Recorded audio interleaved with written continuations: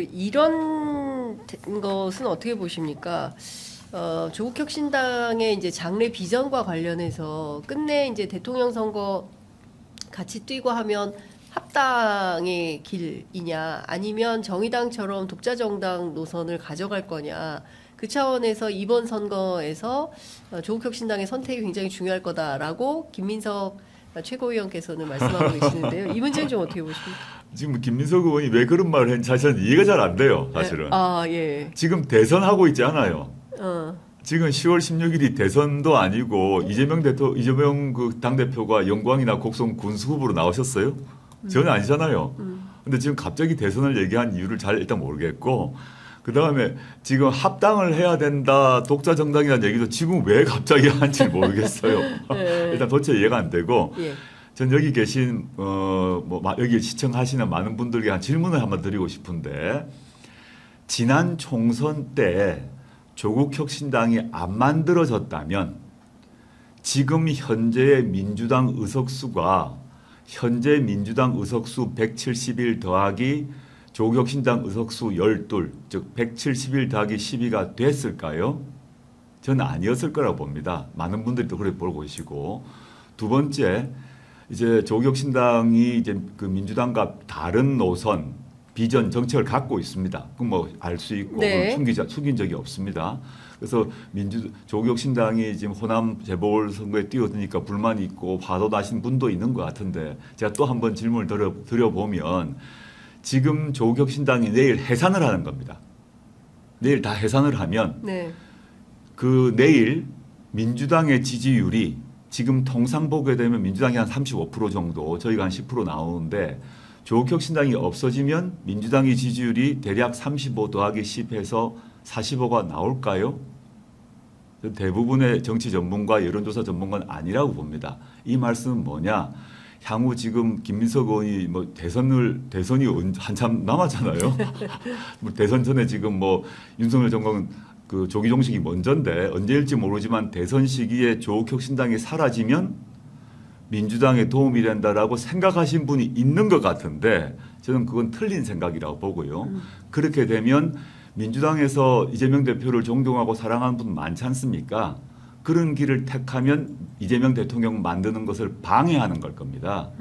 저는 여기서 뭐 댓글을 보지 못했는데, 뭐 조국혁신당에 대해서 왜 없어져야 된다부터 해서 뭐 저에 대해서도 뭐 비방한다는 얘기를 들었는데, 예. 전 이렇게 질문 던지고 싶어요. 조국혁신당이나 민주당이 해야 될 일이 있습니다. 정치적으로. 네. 윤석열 대통령이 하는 거 반대로만 하면 됩니다. 윤석열 대통령이 뭐 했나? 유승민 쳐내고, 이준석 쳐내고, 한동훈과 불화하고, 지지율 쭉 빠지죠. 그렇게 선택하는 게 그게 승리의 길이고 그 다음에 집권 후에 성공의 길이냐? 아닙니다. 절대 아닙니다. 윤석열은 그 국민의힘이 이준석 쳐내고 유승민 쳐내고 한동훈 밀어내고 이런 길로 가면서 고립되어 나가는 길인데, 여기서 이제 민주당에서 예를 들어서 뭐 이재명 대표를 후보로 생각하시고, 실제로 아주 강력한 후보시고, 이재명 대표를 위해서 이재명 대표가 대통령이 돼야겠다 생각하시는 분 많으시지 않습니까? 그럼 어떻게 해야 될 것인가를 한번 생각해 보시면 윤석열이 하는 길로 따라가시면 안 된다라고 꼭 말씀드리고 싶습니다. 그러니까 전반적으로 파이를 키우는, 그리고 파이를 확산시키는 그 촉매제 역할을 실제로는 조국혁신당과 조국혁신당 당원들, 지지자들이 하고 있는 거다. 실제 하고 있죠. 예, 실제 하고 지난 총선 시기에는 투표를 안 하겠다는 분이 많았는데, 조국혁신당 등장으로 투표율이 높아지고 투표를 위해서 선거판이 활성화됐지 않습니까? 네. 그 효과가 있었고, 그래서 민주당과 조국혁신당이 모두 승리하는 결과를 낳았고, 지금 그리고 내년, 내후년 이어지는 지방선거가 총 3번이 있습니다. 예. 저는 이번에 이제 영광곡성에 자꾸 초점이 있는데, 이번에 만약에 민주당에서 한 번도 당선시키지 못했던 경북에서 후보고 이제 재보궐이 났다면 저희 무조건 냈을 겁니다.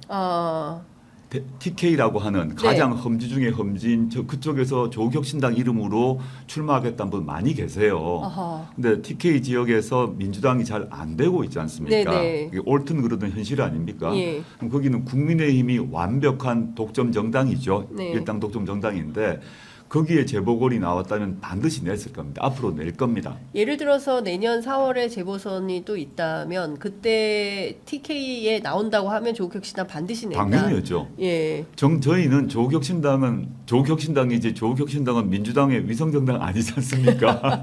예. 그럼 저희는 저희 당의 그 비전과 노선과 정책에 따라서 움직여 나가고 그 예. 속에서 당연히 민주당과 공통된 부분이 많죠.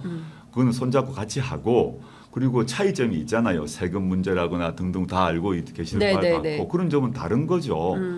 그리고 선거에 있어서도 예컨대 TK 지역에 있어서 조국혁신당이 국민의힘 후보를 이기면 나쁜 일이 생깁니까? 민주당이 후보를 못 내는데 예. 조국혁신당이 대구 경북 지역의 후보를 내서 이길 만한 장소가 곳이 있거든요. 예. 민주당은 안 되지만 그럼 저희가 거기 싸워가지고 이기면 민주당에 나쁜 일이 생깁니까? 그 지역이 어디입니까? 그건 제가 말씀드릴 수 없습니다. 어쨌든 TK 지역에 특정 지역에 그 실제로 조국혁신당이 출격을 해서 네네. 성과를 낼 만한 지역이 있다. 당연히 있고요. 예, 그 그거는 지역은 뭐 여러모로 확인되고 후보들도 준비되어 있고 예. 이번에 재보궐 선거는 안 나왔습니다만은 예. 이제 많이 이제 서쪽 벨트, 호남 쪽만 가지고 생각하지 마시고 네. TK 지역 분들은 여러 가지 이유로 옳다 그르다의 문제가 아닙니다. 현실이 윤석열, 김건희에 대해서 매우 싫어하세요 이제. 네. 그러니까 자존심 상하세요 지금. 아주 보수적인 분들인데. 네. 근데 그분들은 평생 거기서 살아가셨던 분인데 평생 국민의힘만 찍었던 분들이 대부분이죠. 그런 분들이 윤석열, 김건희에 대해서는 분노를 하고 계세요. 이분들이 여러 가지 이유로 민주당은 안 찍는다 그러세요.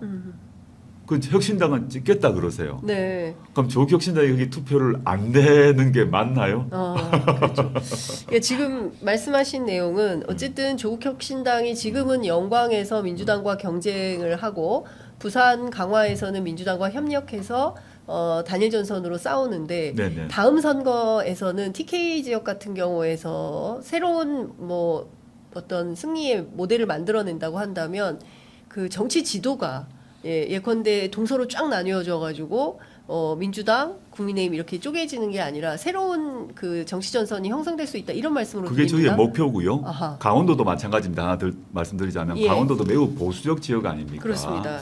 강원도에서 민주당 국회의원 말고 시도의원 같은 거 쉽지 않은 지역인데 이제 민주당이 좀 어렵다고 얘기되는 TK 강원도 지역에 저희 쪽은 오히려 괜찮아요. 거기에 대해서 아까 말씀드렸습니다만 네. 저희가 강원도에 후보 안 내는 게 전체 민주 진보 진영에 도움이 됩니까? 아닐 거 아닙니까? 그래서 좀 넓게 보시자. 예. 넓게 보고 가서 판단을 해야지. 그렇지 않고 영광곡성 같은 경우는 물론입니다. 영광곡성에 조국혁신당이 내는 게 저는 영광곡성의 발전에 도움된다고 봅니다. 네. 넓게 보시고 같이 가서 판을 키워야 실제 대선에 승리를 할 수 있고 대선 승리 이후에도 그 국정 운영의 안정감을 유지할 수 있고 그 다음에 정권 재창출이 됩니다. 그렇지 않고 지금 요 영광곡성 문제 가지고 막 이제 뭐 공방 벌이고 그냥 논쟁할 수 있죠. 당연히 비판하고 후보나 정책에 대해서 검증해야 되지 않습니까? 근데 그걸 넘어서 뭐 인신 비방을 하거나 이런 건 좀 곤란한 게 아닐까 싶어요. 예.